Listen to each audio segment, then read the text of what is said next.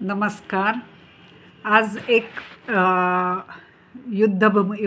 युद्धभूमीवरून परत आलेल्या म्हणजे ज्याला महिनोन-महिने बंदिवासात ठेवलेलं आहे अशा युद्धबंदी सैनिकाच्या बद्दल एक लेख वाचला.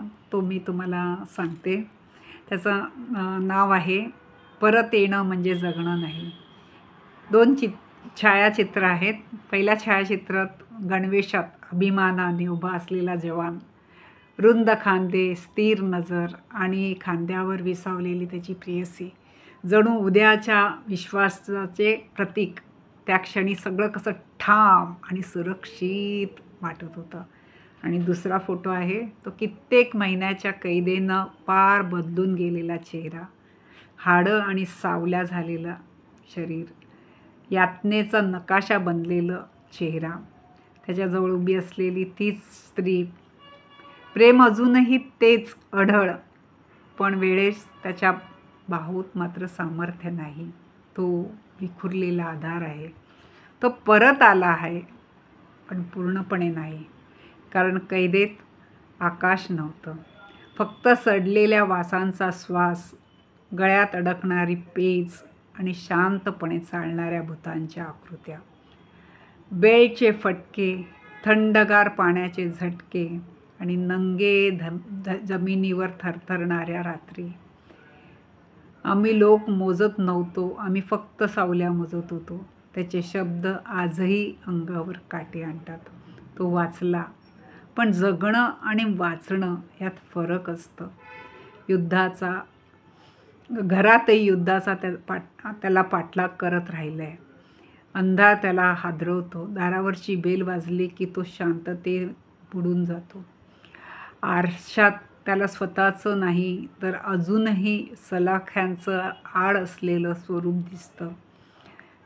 ती त्याला आपल्या आर्जवाने, आपल्या आवाजाने, आपल्या स्पर्शाने, आपल्या सोबतीने जोडण्याचा प्रयत्न करत राहिली. पण आतून कायम एकच उत्तर मिळते, तू आत येऊ नको, मी अजूनही तिथेच आहे. हीच खरी जाणीव आहे. फक्त जखमा शरीराला होत नाही, तर आत्म्यालाही चिरतात. काही युद्ध बंदुका थांबल्यानंतरही संपत नाही.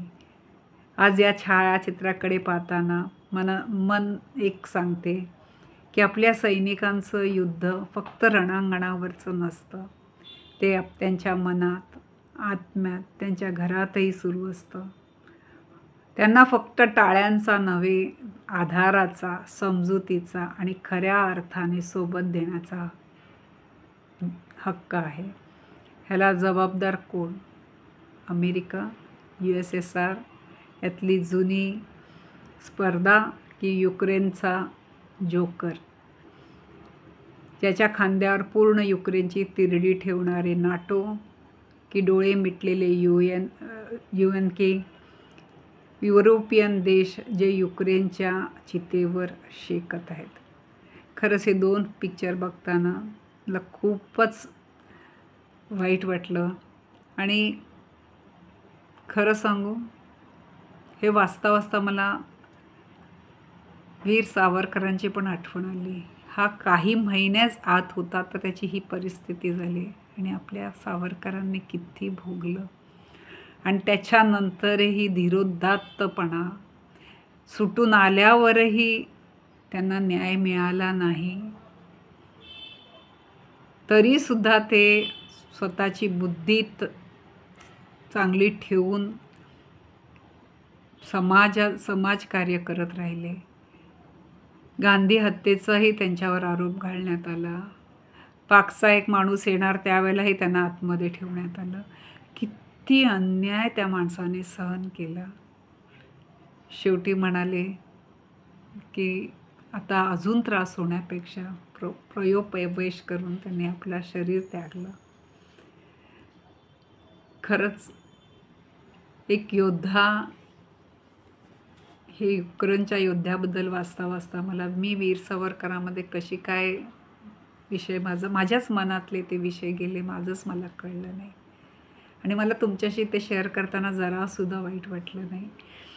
की मला असं कधी-कधी एका विषयातून आपण दुसऱ्या विषयात कसं जातो नाही, पटकन आपल्याला एखादी दुसरी आठवण येऊन जाते. तुम्ही मला ऐकता त्याबद्दल मी तुमची खूप आभारी आहे.